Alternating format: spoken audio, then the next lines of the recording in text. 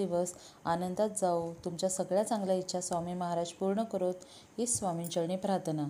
तर चला आजच्या व्हिडिओला आपण सुरुवात करूया।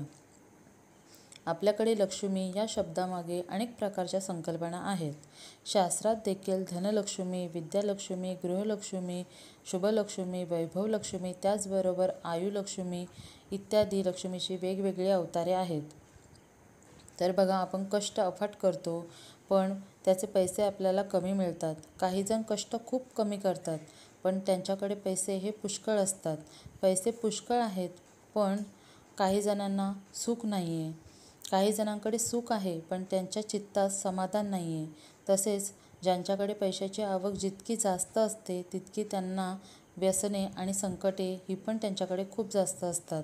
हे सगळं थांबावं, आपल्याकडे सुख, त्याचबरोबर समाधान, आत्म्यात शांती, घरामध्ये बरकत होण्यासाठी, धनाचे लाभ होऊन सकारात्मक ऊर्जा घरामध्ये निर्माण होण्यासाठी लक्ष्मीची विविध व्रते सांगितलेली आहेत। त्याचपैकी एक व्रत आहे जे श्रावणामध्ये केले जाते। हे व्रत आहे वरदलक्ष्मी व्रत। तुम्ही पाहिले असाल, आपण भरपूर कष्ट करतो, भरपूर पैसे कमवतो पण महिन्याच्या अखेरीस आपल्याकडे काहीच पैसे शिल्लक राहत नाही। आपण जे काही पैसे कमवलेले असतात ते कुठे, कसे आणि कधी खर्च होतात हे कळत नाही। अशा वेळी आपल्याला काय करावे हे समजत नाही।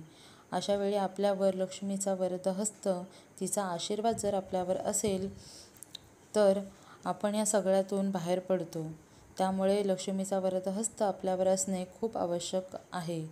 ही लक्ष्मी आपल्याकडे कायम राहावी असे आपल्या प्रत्येकालाच वाटत असते। यासाठीच शास्त्रामध्ये वरदलक्ष्मीचे व्रत सांगितलेले आहे। तर हे वरदलक्ष्मी व्रत कधी आणि केव्हा करायचे आहे?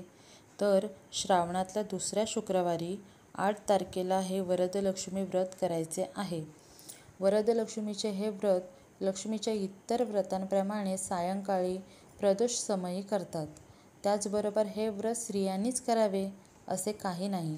शास्त्रात देखील असा उल्लेख नाही की हे व्रत फक्त आणि फक्त स्त्रियांनी करावे, त्यामुळे पुरुष देखील हे व्रत करू शकतात। तर येत्या शुक्रवारी तुम्ही हे वरदलक्ष्मी व्रत करा। तुमच्या घरात बरकत होण्यासाठी, धन संपत्ती प्राप्तीसाठी, लक्ष्मीचा अखंड वास तुमच्या घरात होण्यासाठी हे व्रत तुम्ही नक्की करा। खूप साऱ्या जणांना याचा चमत्कारिक असा लाभ झालेला आहे, तुम्हालाही होईल। तर झालेली सेवा मी स्वामींचरणी रुजू करते आणि आजचा आपला हा व्हिडिओ येथेच थांबवते। माहिती आवडली असल्यास चॅनलला सबस्क्राईब करा, कमेंटमध्ये श्री स्वामी समर्थ लिहायला अजिबात विसरू नका, लाईक करा,